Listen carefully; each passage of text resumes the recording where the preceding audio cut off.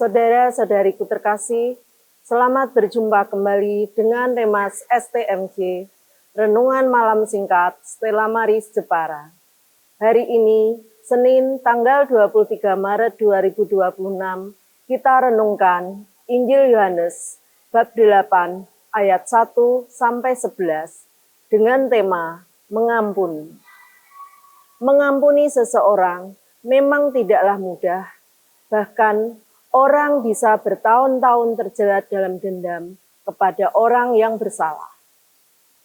Memang banyak yang beranggapan bahwa pengampunan adalah memaafkan kesalahan seseorang dan tidak mengingatnya lagi. Tetapi, bagaimana seharusnya kita mengampuni sesuai dengan kehendak Allah? Kita belajar pengampunan sejati dari Yesus.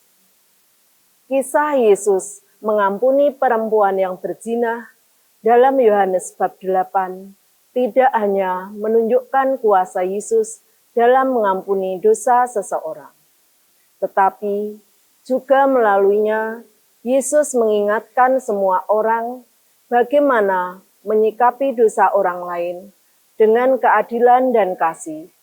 Perempuan yang berzina memang layak dihukum menurut hukum Taurat, tetapi bukankah semua orang memang juga layak dihukum karena dosa masing-masing?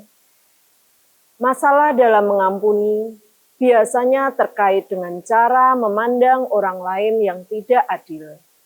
Seseorang akan lebih mudah menggunakan standar ganda dalam menilai orang lain, terutama orang yang kurang disukai. Kita seringkali lupa bahwa semua orang telah berdosa. Hanya saja kita sangat jeli dalam melihat dosa orang lain ketimbang dosa kita sendiri. Perspektif kita akan sesama memang sudah cemar oleh dosa. Kita cenderung merasa diri atau orang yang kita sukai lebih berhak dan lebih layak untuk diampuni dibanding orang lain.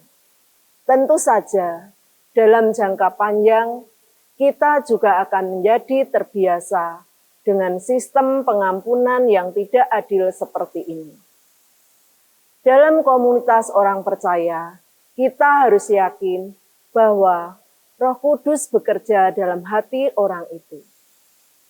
Menyikapi dosa sesama orang percaya seharusnya membuat kita berefleksi akan kondisi kita yang juga berdosa, sehingga akan menghasilkan pengampunan yang dilandaskan kasih bagi sesama orang yang telah menerima pengampunan dari Kristus. Yesus melepaskan perempuan yang berzina dari kerumunan orang yang siap menjatuhkan penghakiman baginya. Kehadiran Yesus membuat manusia menyadari besarnya anugerah yang diberikan, melewatkan seseorang dari kematian yang memang layak diterima. Pengampunan dari Yesus membawa seseorang mengalami kasih dan secara sadar berkomitmen untuk bertobat. Inilah kasih anak-anak Allah juga harus kita miliki, mengampuni sesama kita dengan tujuan menyaksikan pekerjaan Roh Kudus dalam mempertobatkan seseorang. Kita mendukung pertobatan saudara seiman kita, bukan menerornya dengan pergumulannya dengan dosa, melainkan dengan memberikan kesempatan baginya, rela memberikan kepercayaan kita kembali, meskipun ada risiko kecewa, mungkin gagal. Pengampunan mengajak memperbaiki relasi dengan komunitasnya. Namun, kendala yang sering kita alami sebagai saudara adalah terus mengungkit kesalahan, bahkan memberi cap bagi orang yang telah berdosa.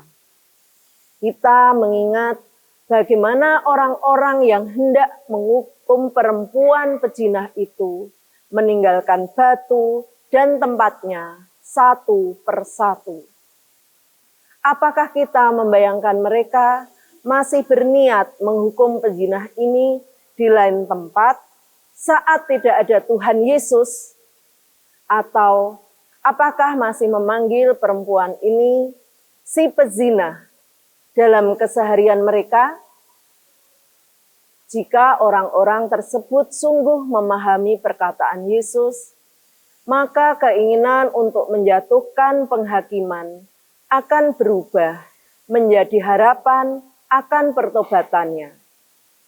Matius bab 6 ayat 14-15 mengajarkan bahwa pengampunan sesama manusia merupakan hal yang implikatif terhadap pengampunan Bapa pada kita.